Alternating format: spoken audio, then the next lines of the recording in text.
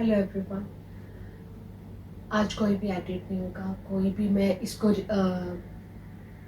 दोबारा से एडिट में लेके नहीं जाऊंगी। ये वीडियो एज इट इज़ आपके पास आएगी। तो ये वीडियो का टाइटल रहेगा पेन टू पर्पस। आज ये मेरे लिए बहुत इम्पोर्टेंट था। अगर मैं आज नहीं करती ना तो मैं कभी नहीं कर पाऊंगी ये ना हिम्मत, बिकॉज मेरे मन में ये बात बोलने का बहुत टाइम से चल रहा है कि मैं इसके ऊपर वीडियो बनाऊं, जिससे कि आपको मेरे जब आप सोशल मीडिया पे आ ही गए तो आपके आने का पर्पस भी तो पता होना चाहिए ना कि आप क्यों कर रहे हो ये सब। तो मेरे को ये थोड़ी सी क्लैरिटी देनी थी, ठीक है।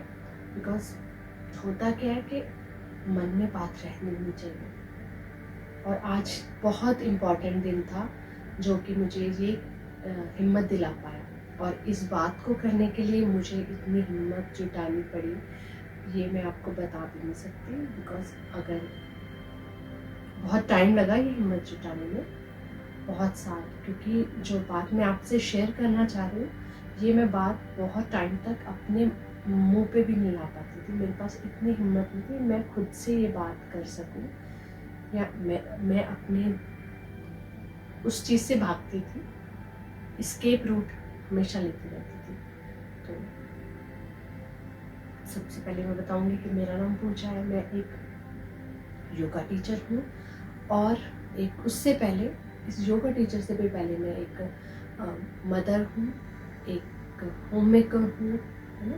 बाकी सारे रिश्ते भी तो होते हैं, ज़िंदगी सिर्फ आपके प्रोफेशन से नहीं चलती। और ये प्रोफेशन कैसे मेरा पर्पस, ये सिर्फ प्रोफेशन नहीं है, मेरी लाइफ का पर्पस कैसे बना और किस पेन की वजह से मैं ये आपको बता रही हूँ। तो उसके लिए मैं थोड़ा सा आपके साथ अपनी ज़िंदगी के कुछ हिस्से शेयर करूँ। तो मैं बार्सिलोना में रहती हूँ, इंडियन हूँ, बार्सिलोना में रहती हूँ। और जैसे कि आप जानते हो कि जब आप बाहर आते हो तो लाइफ बहुत डिफ़िकल्ट होती है, बहुत डिफ़िकल्ट होती है। देखने में जितना सब कुछ सुंदर लगता है उतना सुंदर होता नहीं है। बहुत सारे चैलेंजेस जो कि मैं अभी भी फेस कर रही हूँ एज एन जब आप फॉरेनर होते हो किसी भी लैंड के ऊपर। तो मैं यहाँ पे जब आई थी तो आने के कुछ टाइम के बाद ही I lost my sun, my elder son. जो मेरा बेटा, बड़ा बेटा मैंने खोया वो कैंसर की वजह से। उसको कैंसर डिटेक्ट हुआ। फर्स्ट पॉइंट जो था शेक करने वाला वो यही था, जब वो डिटेक्ट हुआ तो I was totally totally totally broken. मतलब जब आपको पता चलता है ना, पहला तो ये एक बहुत बड़ा धक्का होता है जब आप उस चीज़ को सुनते हो, वो था। पर जैसे कि हमेशा ऐसा होता है कि जब भी कुछ चीज़ें उल्टी पुल्टी होती है ना ज़िंदगी, मेरा फर्स्ट उसके बाद थॉट आता है कि कैसे इसको ठीक करें।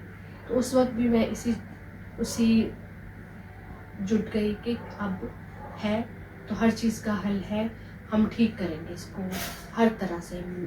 डॉक्टर्स के साथ उसके ट्रीटमेंट चल रहे थे, मेरी तरह से जो पॉसिबल होता था, उसके डाइट से लेके हर चीज़ का ध्यान रखा जाता था। बट बहुत डिफ़िकल्ट पीरियड था वो, जिसमें कि जब ट्रीटमेंट होता था तो जब आप अपने बच्चे को इस तरह से देखते हो तकलीफ़ में, तो वो तकलीफ़ के साथ ही आप रहते हो। क्योंकि कैंसर जब होता है ना वो किसी एक इंसान को नहीं होता, वो पूरी फैमिली के होता है, क्योंकि पूरी फैमिली उसके साथ सफ़र कर रही होती है।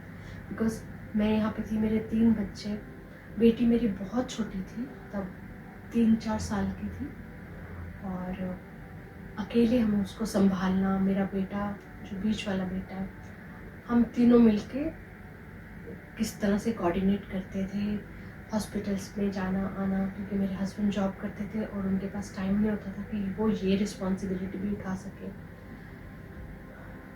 डिफ़िकल्ट, बहुत डिफ़िकल्ट टाइम था वो, बट ऐसे तैसे वो टाइम भी निकला। उसके बाद उसके बहुत सारे ट्रीटमेंट्स हुए, फिर बोन मैरो ट्रांसप्लांट हुआ, रेडियोथेरेपीज होती थी, रोलर कोस्टर था। कभी जब डॉक्टर्स सडनली बोलते थे कि प्लेटलेट्स कम हो गए हैं तो इमिजिएटली आपको लेके आना है हॉस्पिटल, तो रात के 2 बजे भी भागती थी मैं उसको लेके। इंजेक्शंस लगाने स्टमक में, वो भी सीखा, क्योंकि प्लेटलेट्स कम होते हैं तो बहुत बार इंजेक्शंस दिए जाते हैं।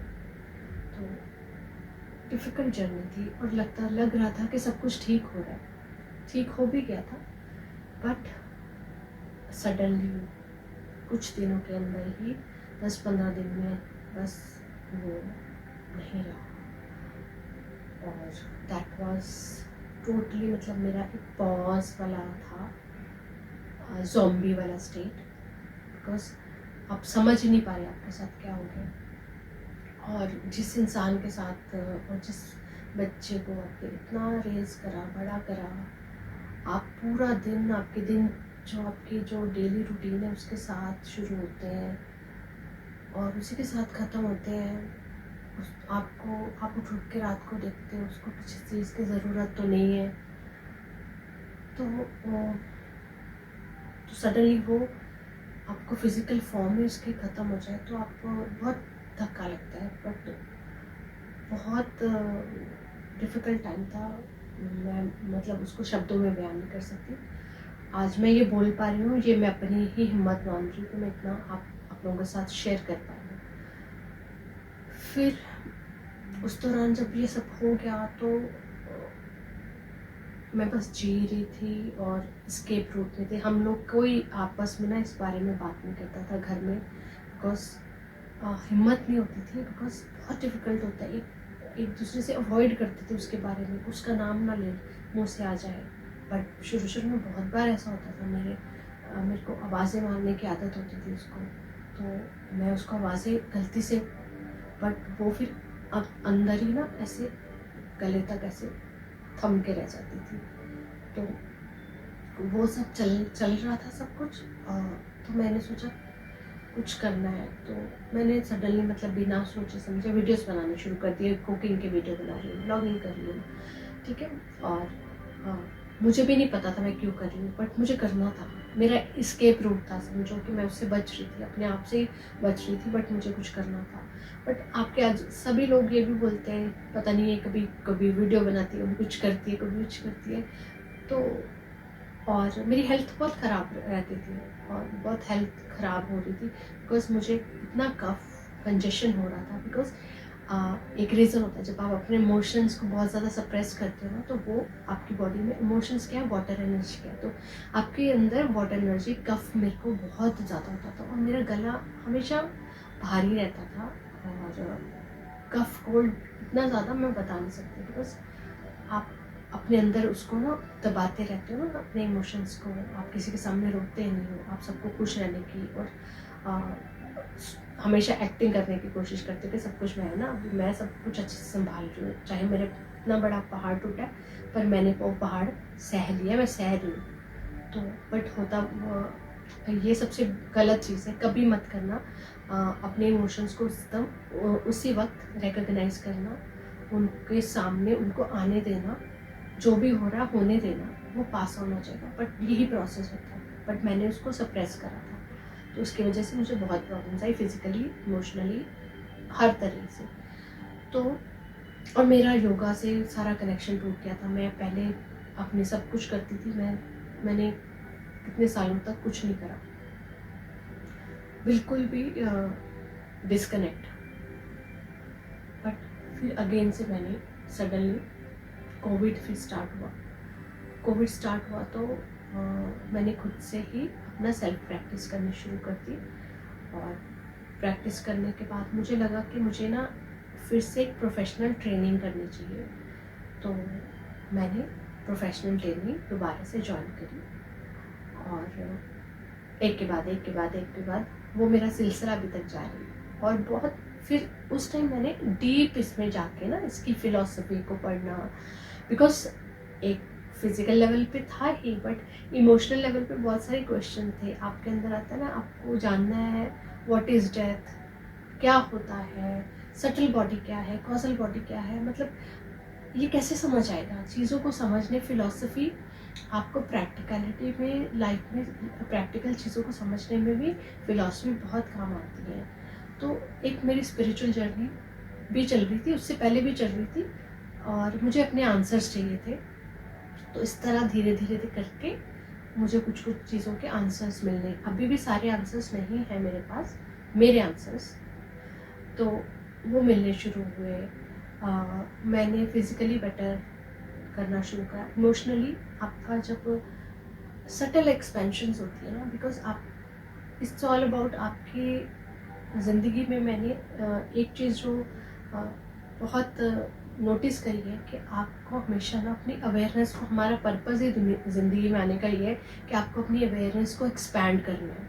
जब आपकी चेतना का स्तर बढ़ता है ना, तो आप धीरे धीरे चीज़ों को समझना शुरू करते हो और एक्सेप्टेंस आती है, और आपका आपके आप से कनेक्शन टूट जाता है, मतलब वो मैं से कनेक्शन टूट जाता है, और आपको रियलिटी पता है कि आप हो इस फिजिकल फॉर्म में हो, आपको अपनी सारी ड्यूटीज पूरी करनी है, बट एट सम हाउ हम सब एक इक्वल हैं, और ये जो फिजिकल फॉर्म्स हैं इससे बियॉन्ड भी एक लाइफ है।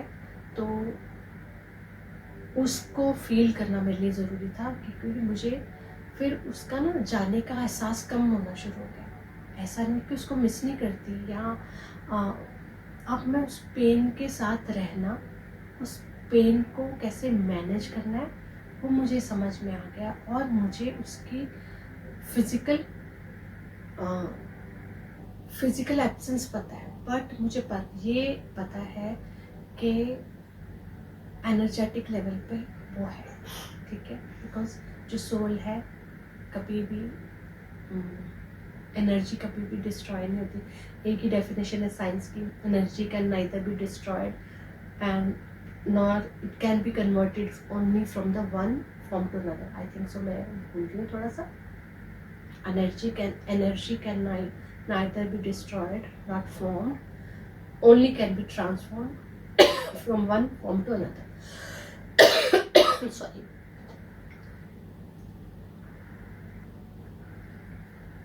लेमनेड है ये, अभी मेरी बेटी बना के देके गई है। तो उस पेन से निकल के फिर मेरी योगा की जर्नी स्टार्ट हुई। तब से मेरी फिलॉसफी, मैंने ऑलमोस्ट 5 years हो गए, स्टिल कंटिन्यू है मेरी वो स्टडी, जिसमें कि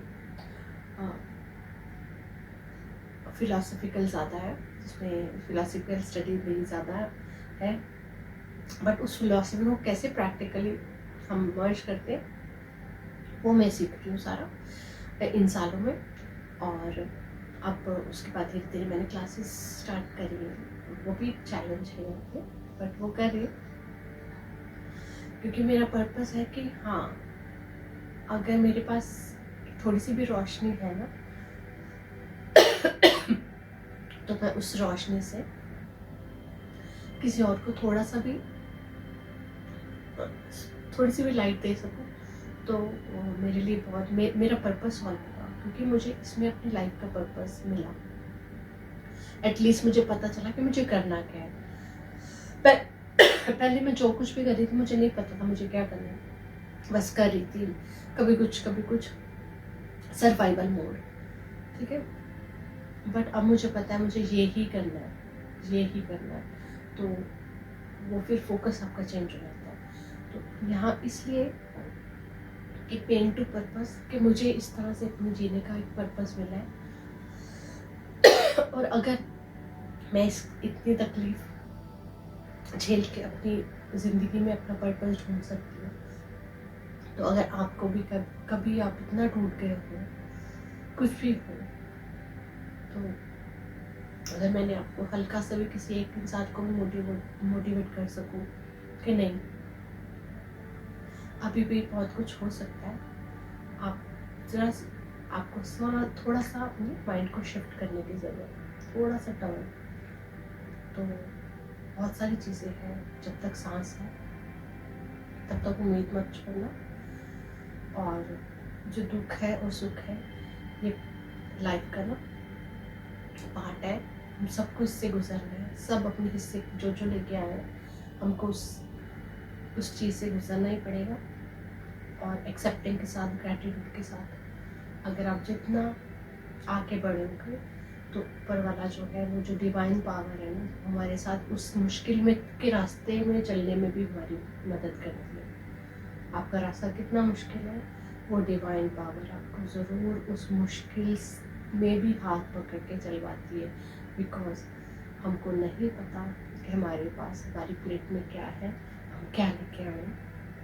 तो accept that plate and gratitude पे करते हुए ज़िंदगी में आगे बढ़ो। और अगर मेरी मोटिवेशन या मेरी प्रॉब्लम से ज़रा सा भी आपको इतना सा भी हिम्मत मिली हो, तो मेरे लिए मेरी वीडियो बनाने का पर्पस सॉल्व हो जाएगा। तो थैंक यू सो मच। मिलती हूँ और किसी वीडियो में जहाँ पे मुझे आप ये इंस्पायर करो कि मैं अब योगा की वीडियो बनाऊँ। बिकॉज ब्लॉग्स, डेली ब्लॉग बनाना मेरा इतना ज़्यादा पर्पस नहीं है कि मैं डेली ब्लॉगिंग करूँ। मेरा पर्पस है कि मैं डिफरेंस क्रिएट करूँ सबकी लाइफ में। अगर किसी की भी लाइफ में मैं डिफरेंस क्रिएट कर सकती हूँ, उसको उस वीडियो से उसको इतना सा भी फ़ायदा मिल सकता है ना, that is my purpose. Not के एंटरटेनमेंट के लिए, वो मेरा पर्पस नहीं है। तो ये था मेरे पेन से पर्पस तक का सफ़र, और ये मेरा पर्पस है, और मुझे मेरा पर्पस पता चल गया। अगर मैं आप किसी की भी मदद कर सकूँ तो थैंक यू सो मच। आप लाइक, शेयर एंड कमेंट करो ताकि मैं और वीडियो बनाऊँ, आपको अपनी जर्नी शेयर करूँ और अपनी चीज़ें जो हो सकता है आप भी कुछ चीज़ें अप्लाई करो तो आपको फायदा। Thank you so much.